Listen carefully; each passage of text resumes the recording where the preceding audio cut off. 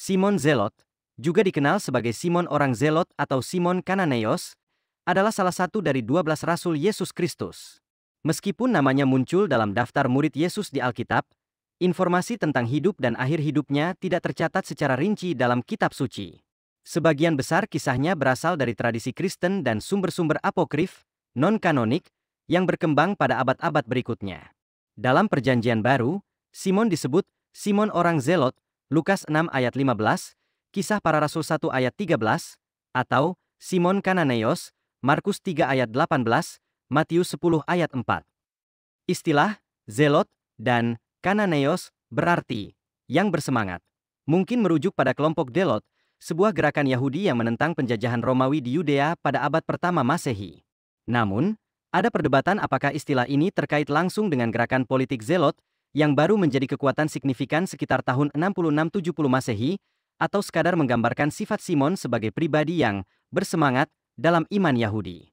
Tidak ada catatan Alkitab tentang latar belakang Simon sebelum menjadi murid Yesus. Tradisi menyatakan ia berasal dari Galilea atau Kana, dan beberapa sumber kuno mengklaim ia adalah saudara kandung Yesus, sebagian tradisi Kristen Timur, meski ini tidak didukung oleh bukti kuat. Simon termasuk dalam kelompok 12 rasul, tetapi ia tidak disebutkan secara spesifik dalam narasi Injil selain daftar nama murid. Tidak seperti Petrus, Yohanes, atau Yakobus, Simon tidak memiliki peran sentral dalam kisah-kisah Injil.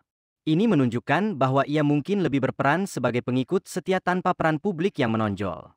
Setelah kematian dan kebangkitan Yesus, tradisi Kristen mengklaim Simon menjadi misionaris yang aktif.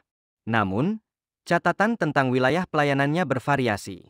Pertama, beberapa sumber, seperti Kitab Kematian Rasul, menyatakan ia berkhotbah di Mesir dan kemudian ke Persia, Iran modern, bersama Rasul Yudas Tadeus. Di sana, mereka dikisahkan menghadapi penyihir lokal dan mengonversi banyak orang menjadi Kristen. Kedua, tradisi lain, misalnya dari gereja Koptik, menyebutkan Simon mungkin telah berkhotbah di Britania atau Afrika Utara, tetapi klaim ini lemah secara historis.